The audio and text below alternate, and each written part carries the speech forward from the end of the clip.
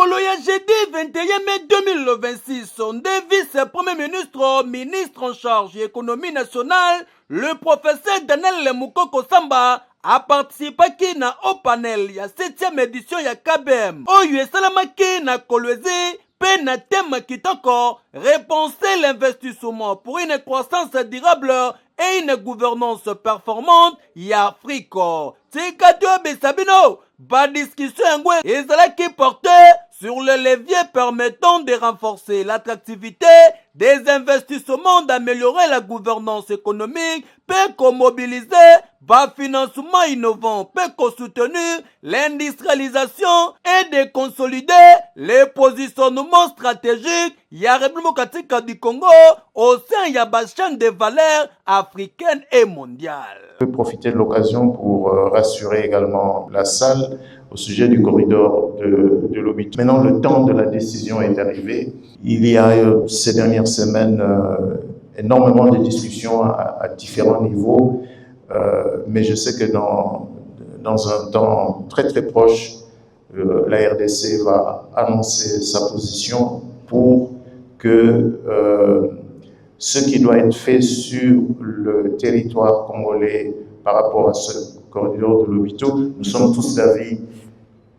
C'est conseil Oyoya au niveau et réunissait plusieurs personnalités du monde économique et institutionnel, notamment Fifi Masuka, Oyo Azali, gouverneur Yalolaba, maire Chantal Kaninda, Peba responsable Ebele, Oyo ba participaki na mobange na séquence Oyo ya au niveau dengera bozali komona participation ya makasi ya le vice-premier ministre ya économie nationale, le professeur Daniel Mukoko Samba, moto Oyo aza pembeni ya Fachi pona kosala musala kitoko peuple congolais déjà indimaye. Nani okoki koboya le professeur Daniel Mukoko Samba pembeni ya Fachi? Économie ekoma tellement ezali toujours na ndenge kaka championnat ya Angleterre match kwata okoyi batiki yo kiliba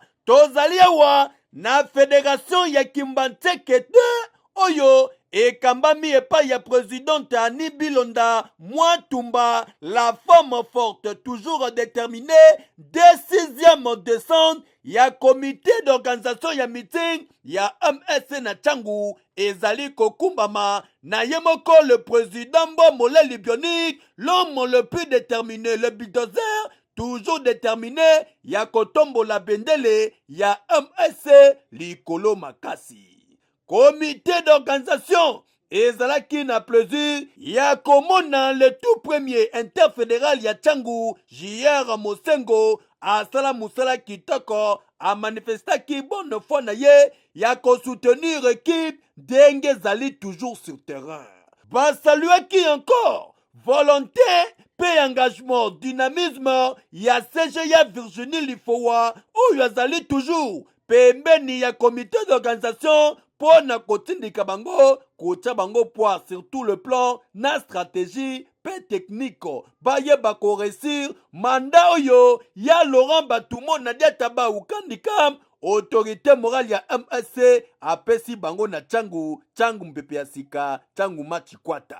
Président patriarche Laurent Batumo na Simba lokwa ba mama Bilonda azola sa force na ina ba temps oyo pa actualité ezate na terrain mais maman a démontré que Aza Mwasi Makasi. Merci pour la maman. Donc, 6e descente, on a contrôlé la santé de la fédération. La fédération, il y a qui maintient que maman Bilonda Tomoni Moussala et Zo Salama.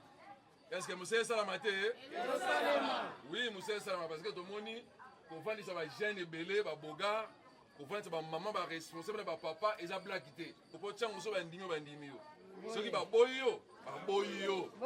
Et puis pour ndima na Kinshasa faut changwe ndima yo nano. Sembo. Soki changwe ndima yo te se ko ndima mi.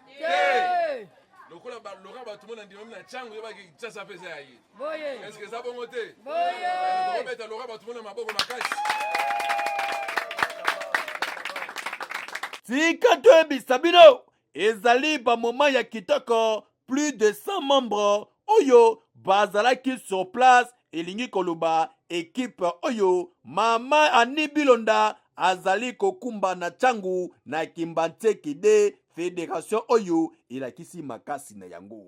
Président Bob Moleli atikali number 1 pe encourageaki na bakadre nyonso ya changu oyo nanu desante komeli bango te bazu exemple ya malamu denge bandeko mususu bazali koorganize kitoko ezosalama po na lokumu toujours ya MSC parti ya Laurent Batumo na diata ba ukandika autorité morale ya parti politique oyo. Mokonzi na biso ya parti papa Laurent Batumona alobi bolali pona nini ale bola muka nde yango bomoni siko to lamuki tokoti na terrain bino ba chef ya ba cellule de base ba présidente ya ba cellule de base nyonso bola muka siko fo ba réunion esala makana ba cellule na bino nyonso po mukolo ba konti ba loba ke bazokita na cellule na yo mama Fatou tokiti kuna boye nde ezalaka mosala kitoko mpe longonia félicitation kobeta 6 décembre eza petete soki ntango endimi yo deja seke Kinshasa ekondima yo ya Laurent Batumo na data bau akangi masolo. AVC viva viva lokuta monene lokuta monene lokuta monene lokuta monene oya kanisaka fachi yako kwea waya. Après avoir kobeta terrain ya jeu de plein ya krake esengelaki lisusu kozwa séance pédagogique kaka ndenge tozali komona awa balidere nyonso ya ville province ya Kinshasa basanganaki awa na lemba na Rigini elongo na secrétaire national en charge de la fédération et implantation ya parti politique autre vision du Congo parti chor ya mwana ya mboka autorité morale maître Didier Boudimbu excellence ministre ya sport et loisirs. Le génie blanc atikali number 1 tout droit tina 3 na niveau kosakana te ba leader basanganaki ndenge bozali komona bayokaki vraiment orientation denge docteur Joseph Mubiala azali ko insister ko parti esengeli elamuka po na ville province ya Kinshasa ba activité zonga ko banda na fédération ba section pe ba cellule esengeli ba leader nyonso bazonga na terrain pona kotombola autre vision du Congo. Banani bakokipe ba section banani bakozala na ba cellule oyo eza ba quartier bato wana nyonso tozana bango tozangi bango te mais ensemble nous allons nous battre pour que tout ça la pouvoir ya récupération bandeko nyonso baye bandeni na ko gérer ba poste oyo nyonso bakozala nango. Botuni ngai ezali kosalama pona nini objectif moko ya ko renforcer unité au sein ya parti politique autre vision du Congo atikala pe number 1 pe déterminé le rassembleur Dr Joseph Mubiala l'homme le plus dynamique atikali number 1 na esaleli na ye musala autre vision du Congo kobanda na ba province tina ville ya Kinshasa eza koningana grâce à Dr Mubiala. Premièrement nazali ndeko Dr Mubiala secrétaire national et parti politique autre vision du Congo AVC en sigle oyo atali makambo ya bakambi oyo bazokamba ba province ba territoire et aussi ba secteur c'est-à-dire ba quartier ba commune et aussi nazo m'occuper na colonne na parti c'est-à-dire pour implanter parti na mokili mobima. Voilà tozalaki na meeting monene oyo mokili mobima emonaki na terrain GD ezali ba leader oyo tozala mapona kati ya parti bazo kamba parti et bolingo parti za makasi pana bango.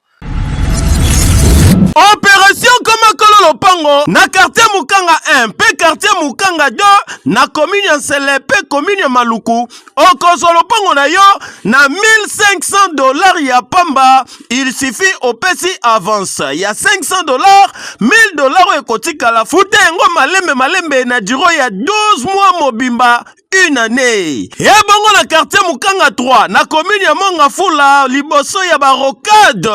Au Kozolopango, à partir ya $2,500, $5,000, pe $10,000, il suffit au fouti 40%. Lokola à compte, oye kotikala, oko fute ngo malembe, na délai ya 12 mois mobimba mwana ya Congo.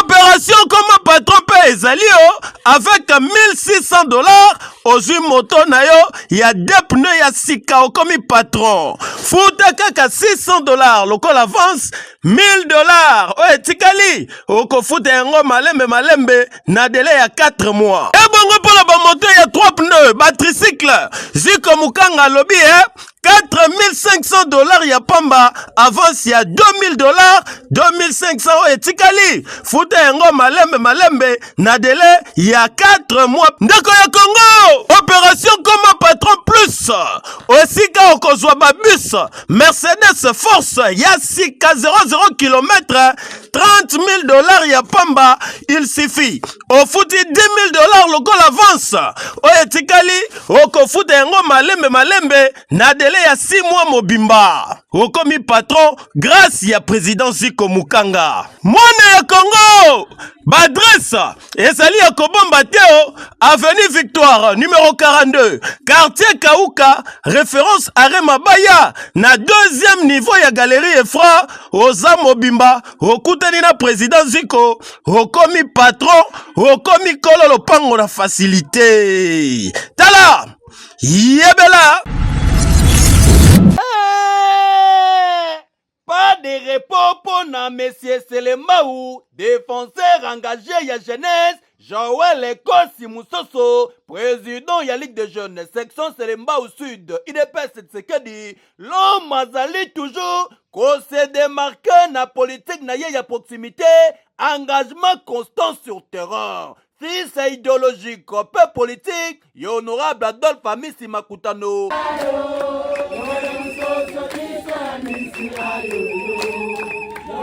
Na cadre toujours, il y a préparation, il y a grande activité politique prévue le 7 juin na Cité Verte, na commune ya Selemaou, de Joël Kosi Moussoso, a kobengi sa père politique na ye et idéologique, honorable Adolphe Amisi Makutano, kobeta toujours lisolo, il y a changement, il y a constitution. Pourquoi il est pas Tshisekedi ezali ko maintenir ko changement ya constitution salama? Réponse est compensama et pas honorable Poyende azana ba réponse à kitoko. Na bengisi honorable Amisi aya ko expliquer ba maman ya Luna, ba maman ya Baladingi, ba maman ya Zape, ba maman ya Kalunga, ba maman ya Selemba ou d'une manière générale.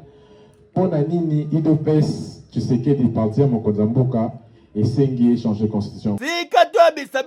Le 2 mai 2026, débat Ziare Masouba, na cellule Badjading, chez la présidente Meta Générose, débat Yambaki Joël Kosi Moussoso. Nasima Kopé Sabango invitation, dès dimanche le 24 mai 2026, à Antamaki, descente na sur terrain, na base antenne zappé, oyezwami toujours na komi ya Selemaou, avant ya ko clôturer journée na ya dimanche, na base Lunda, oyo ebele ya batu, ba mama ba jeune, na ba papa, ba yaki ko répondre présent, na mobange na activité oyo, plus de 400 mamans denge bomon na bilili. Monsieur Selemaou, atikali déterminé, pour na réussite valable, per démonstration de force, le 7 juin, à wana Cité Verte, na commune Selemaou, et kozala koyinda mabe. Défenseur engagé ya jeunesse,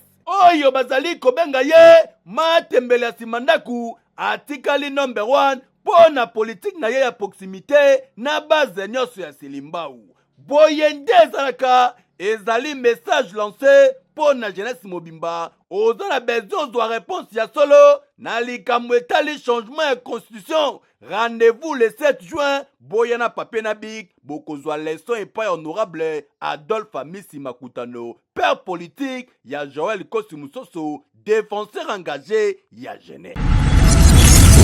Et ezalaki célébration spéciale pour na kilt ya Pentecôte, kaka ndenge bozali komona awa na centre d'évangélisation École Jésus-Christ EJC 318 elongo na couple pastoral révérend pasteur Jambe na la servante de Dieu Mama Nanambe tika tu ebisabino culte moko kitoko rempli na présence ya Nzambe de mate yebetamaki dada ndeko ya Kinshasa Brazzaville ya nzinga mwana na Nzambe oza na problème ya ndenge na ndenge ozozwa solution te tobengisi yo invitation ya kitoko semaine oyo koya kosambela ensemble na bana Nzambe ya EJC adresse eza kobunga te avenue Mbekana numéro 13 quartier Kemirigini commune ya Lemba sur la route ya bypass non loin na Triangle Campus soki otuni avenue Mbekana bakulakisa yo Zambe ya EJC azanzamba tikotak azosala oyaki chargé okozonga déchargé oyena mituna ozubi yano po awekataka te. Gloire à Dieu, mbote lipai nyonso bozwami fête, bonne fête à Pentecôte. Parce que c'est qu'il est l'homme de vraiment de célébrer Pentecôte, ils allaient le solo monnaie de pour les chrétiens, tout après 50 jours, il y a Pâques, où ils ont résurrection à Jésus-Christ, c'est notre Seigneur et Sauveur. Bon dimanche, les gars, il y a tout le coup d'ascension à Zongi, na Kembo. Donc, après ça, il y a Elaka. Elaka, vous savez qu'il faut, il y a Maboli Moranzambe. Il y a Mabete Seigneur, il y a la zone pour Natine Abilo Mosungi. Ou à cause d'une manière permanente. Pour te dire que dans l'ancien temps, Molo Nanzamba, il y a Kakasari, Moussala Mouké, Akenaye. Il y a trois catégories de bateaux, il y a Moussala, Kadabango, et il y a roi, et il y a prophète, et il y a sacrificateur. Il y a Sari Moussala, Akelibila. Bon, il est souvent compromettre. Cette fois-ci, Molimo Nzambe akoya ko fanda kata bino. Molimo mosanto azali motuka, azali Nzambe, azali moto Nzambe. Donc azoya ko accompagner de ce partout. Ezana nzela, ezana mituka, ezana partout tokozala Molimo mosanto. Bon tonga lelo tokabole telimo que oui, et c'est tout ça attitude nini o tokozana pour que oui, to recevoir Saint-Esprit. To le bien le ko liboso c'est botan, botan basika. Il faut de la nez de nouveau. Qu'aucune église on peut se mon frère dans le botama sikate on l'a à l'église à botama ce matin et c'est qu'il au botama sikate où il y a maïs na bomo na yo lokola mokozi te mobiki sina yo tika ba via karawana olanga mokilité molanga de Molimo Nzambe et de là c'est au Saint-Esprit oye pa na yo et loko mi balé ozona bolingo tika ba rakil et belé ba une église baza ba rankinier baza ba orgueillé ba osambela ba oksakura même sotalité na ba compléter ba libanda ya omoni Pierre tant on a Pentecôte à zone dans l'acte chapitre dit bah ce que on a langue té ba langue ko sono de nos akaboté ba langue bizali ma de besoin voter ba langue ko boté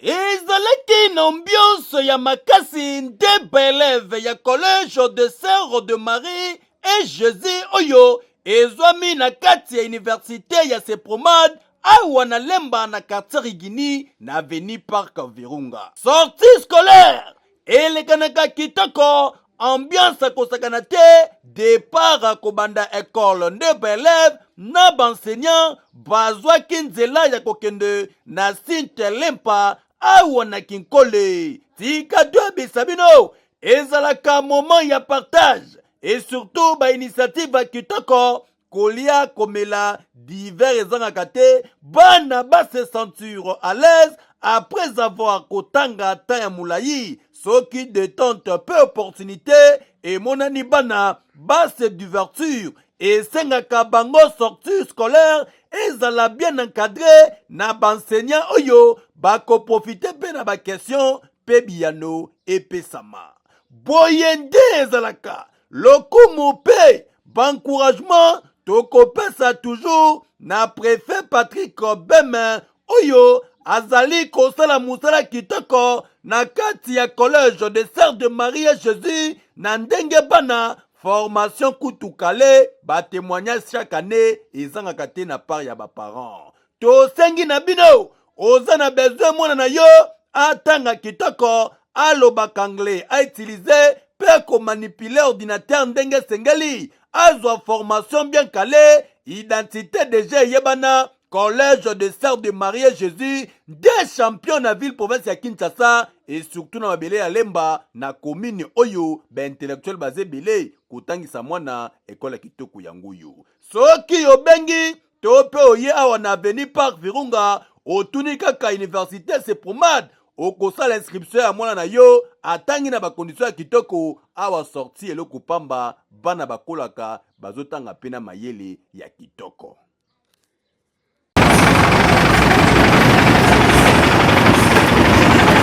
Bonjour tout le monde, je vous invite à l'école Collège des Sœurs de Marie et Jésus. Venez vous inscrire à l'année 2026-2027. Comme aujourd'hui, on avait la sortie scolaire le 15 mai 2026. On vous invite à venir à se réinscrire. Bonjour à tous, je m'appelle Issa Philibena Gracieuse.